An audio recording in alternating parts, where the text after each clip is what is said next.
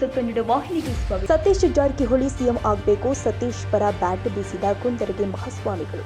S ವೀಕ್ಷಕರೇ, ಇಂದು ಯರಗಟ್ಟಿ ಪಟ್ಟಣದಲ್ಲಿ Indira canteen, ಪಶು ಆಸ್ಪತ್ರೆ ಹಾಗೂ ಆಜಾದ್ ವಿವಿಧ ಉದ್ದೇಶಗಳ ಸಹಕಾರ ಸಂಘದ ಮೊದಲ ಮಹಡಿ ಉದ್ಘಾಟನೆ ಜಿಲ್ಲಾ ಉಸ್ತುವಾರಿ ಸಚಿವ ಸತೀಶ್ ಜಾರಕಿಹೊಳಿ ಮತ್ತು ಜನಪ್ರಿಯ ಶಾಸಕರು ಆದ ವಿಶ್ವಾಸ್ ವೈದ್ಯ ನೇತೃತ್ವದಲ್ಲಿ ನೆರವೇರಿಸಿದರು. ಆಜಾದ್ ಬ್ಯಾಂಕ್ ವತಿಯಿಂದ ಆಯೋಜನೆ ಮಾಡಲಾಗಿದ್ದ ವೇದಿಕೆ ಕಾರ್ಯಕ್ರಮದಲ್ಲಿ ಸಚಿವರಿಗೆ, ಶಾಸಕರಿಗೆ ಸನ್ಮಾನ ಮಾಡಲಾಗಿದೆ. ಸಾನ್ನಿಧ್ಯ ವಹಿಸಿದ್ದ ಕುಂದರಗಿಯ ಅಮರ ಸಿದ್ದೇಶ್ವರ ಮಹಾಸ್ವಾಮಿಗಳು, ನಮ್ಮ ಜಿಲ್ಲೆಯ ಅತ್ಯಂತ ಪ್ರಾಮಾಣಿಕ ಹಾಗೂ ಸರಳ ರಾಜಕಾರಣಿ ಅಂದರೆ ಸತೀಶ್ ಜಾರಕಿಹೊಳಿ ಇವರು ಮುಂಬರುವ ದಿನದಲ್ಲಿ ಮುಖ್ಯಮಂತ್ರಿಯಾಗಿ ಇದು ಜಿಲ್ಲೆಯ ಎಲ್ಲ ಜನರ ಕನಸು ಅಂತ ಹೇಳಿದ್ದಾರೆ. ಇದೇ ವೇಳೆ ಸನ್ಮಾನ ಸ್ವೀಕರಿಸಿ ಮಾತನಾಡಿದ ಸಚಿವರು, ಈಗಾಗಲೇ ಹಲವಾರು ಅಭಿವೃದ್ಧಿ ಯೋಜನೆಗಳನ್ನ ಸವದತ್ತಿ ಮತ್ತು ಯರಗಟ್ಟಿ ಮಂಜೂರು ಮಾಡಿದ್ದೇವೆ. ಬರುವ ದಿನಮಾನದಲ್ಲಿ ಇನ್ನಷ್ಟು ಅಭಿವೃದ್ಧಿ ಯೋಜನೆಗಳನ್ನ ಕೈಗೆತ್ತಿಕೊಳ್ಳಲಾಗುತ್ತೆ ಎಂದರು. ನಂತರ ಜನಪ್ರಿಯ ಶಾಸಕರು ಆದ ವಿಶ್ವಾಸ್ ವೈದ್ಯ ಮಾತನಾಡಿ, ನಾನು ಶಾಸಕ ಆಗಬೇಕಾದ್ರೆ ಸತೀಶ್ ಜಾರಕಿಹೊಳಿ ಅವರ ಅಪಾರ ಆಶೀರ್ವಾದದಿಂದ ಬಂದಿದ್ದೇನೆ. ಏನು ಮಾಡಿದ್ರೂ ಅವರು ಋಣ ತೀರಿಸಲಾಗಲ್ಲ ಎಂದರು.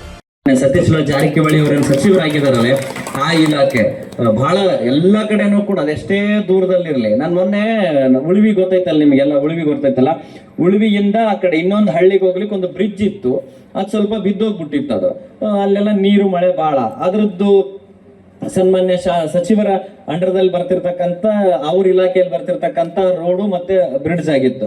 ಅವ್ರಿಗೆ ಬಂದು ಭೇಟಿ ಆಗ್ಬೇಕಾಗೈತ್ರಿ ಅಂತಂದ್ರು. ಆಫೀಸಿಗೆ ಫೋನ್ ಮಾಡಿ ಕೇಳ್ದೆ, ಇಂಥದನ್ನ ಇರ್ತಾರ್ರಿ ಗುರುಗಳ ಕಳಿಸ್ಕೊಡ್ರಿ ಅಂತ ಹೇಳಿದ್ರು. ಉಳುವಿಯಿಂದ ಬಂದವ್ರಿಗೆ ನೀವು ವಿಚಾರ ಮಾಡ್ರಿ, ಇವತ್ತು ಬಹಳ ಜನರ ಹತ್ರ ನೀವು ಹೋಗಿರ್ತೀರಿ, ನಾವು ಹೋಗಿರ್ತೀರಿ, ಬಹಳ ಕಾಯಿಸ್ತಿರ್ತಾರೆ, ನೀವು ನೋಡ್ಬೇಕು. ಉಳುವಿಯಿಂದ ಬಂದಾರ ಅಂದ ತಕ್ಷಣ ಅವ್ರು ಒಂದ ಮಾತು ಹೇಳಿದ್ರು, ಅಲ್ಲಿಂದ ಬಂದಾರ ಅಂಕ್ಲಿಗೆ ಅಜ್ಜಾರ ಹೇಳಿ ಕಳಿಸ್ಯಾರ ಅಂದ ತಕ್ಷಣ ಮೊದಲು ಅವ್ರನ್ನ ಕರಿಪ ಭೇಟಿ ಆಗ್ತೀನಿ ಅಂತಂತ ಹೇಳಿ ತಾವಿದ್ದಲ್ಲಿಗೆ ತಮ್ಮ ಪರ್ಸನಲ್ ರೂಮ್ಗೆ ಕರೆಸ್ಕೊಂಡು ಅದೇನೈತಿ ಗುರುಗಳು ನಮ್ ಗಮನಕ್ಕೆ ತಂದಾರ, ನಾವು ಆದಷ್ಟು ಬೇಗನೆ ಮಾಡಿಕೊಡ್ತೀವಿ ಅಂತಕ್ಕಂಥದ್ದು ಅಭಯ ಅಷ್ಟೇ ಅಲ್ಲ, ಬಾಯಿ ಮಾತು ಅಷ್ಟೇ ಅಲ್ಲ, ಅದಕ್ಕೆ ಬೇಕಾಗಿರ್ತಕ್ಕಂಥ ಇಲಾಖೆಗೆ ಫೋನ್ ಮಾಡಿ ಆಟೋಮೆಟಿಕ್ ಕಾರ್ಯಪ್ರವೃತ್ತರಾಗಿರ್ತಕ್ಕಂಥವ್ರು ನಮ್ಮ ಸಚಿವರಿದ್ದಾರೆ.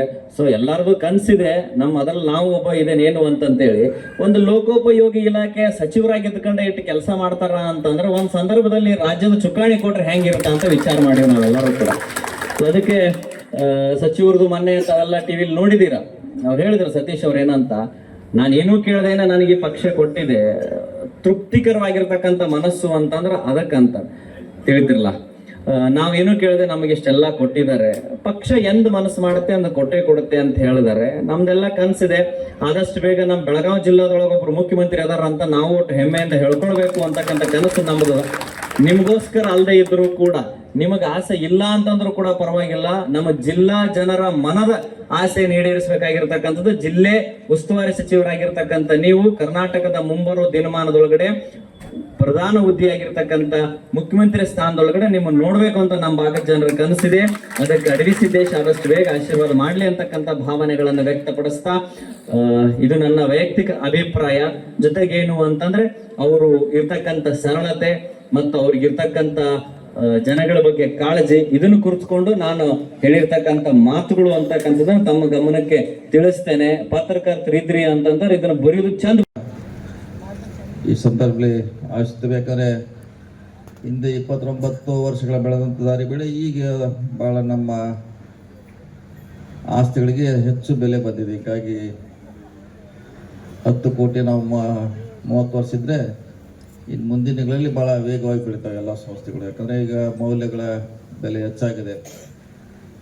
ಸೊ ಬೆಳೆಯಲ್ಲಿ ಇನ್ನೂ ಹೆಚ್ಚು ಬಡವರಿಗೆ ವಿಶೇಷ ಆರ್ಥಿಕ ನೆರವು ನೀಡಲಿ, ಅವರ ಆರ್ಥಿಕತೆ ಸುಭದ್ರ ಆಗಲಿ, ಅವರು ಕೂಡ ಸಮಾಜ ಮುಖ್ಯವಾಹಿನಿಗೆ ಬರಬೇಕಂತ ಹೇಳುತ್ತಾ, ವಿಶೇಷವಾಗಿ ನಮ್ಮ ಸರ್ಕಾರ ಬಂದ ಮೇಲೆ ಬಹಳಷ್ಟು ಬದಲಾವಣೆ ಮಾಡಲಿಕ್ಕೆ ಅಧ್ಯಕ್ಷತೆ ಮಲ್ಲಿಕಾ ಭಾಗವಾನ್ ವಹಿಸಿದ್ರು. ಮುಖ್ಯ ಅತಿಥಿಗಳಾಗಿ ರವಿ ಯಲಿಗರ್, ಉಮೇಶ್ ಬಾಲಿ, ಅಜಿತ್ ದೇಸಾಯಿ, ಮಲ್ಲೇಜ್ ಕಾಟಿ, ನೀಲಕಂಠ ಸಿದ್ದವಸನ್ನವರ್, ಪ್ರಕಾಶ್ ವಾಲಿ, ಇಮಾಮ್ ಸಾಬ್, ಹುಸೇನ್ ಐಕರ್, ಸಲೀಂ ಜಮಾದರ್, ನಿಖಿಲ್ ಪಾಟೀಲ್, ಹನುಮಂತ ಹಾರುಗೋಪಾಲ್ ಸೇರಿ ಅನೇಕ ಗಣ್ಯರು ಉಪಸ್ಥಿತರಿದ್ದರು. ನಿರೂಪಣೆ ಸದಾನಂದ ಹಣಬರ್ ಮಾಡಿದ್ರು.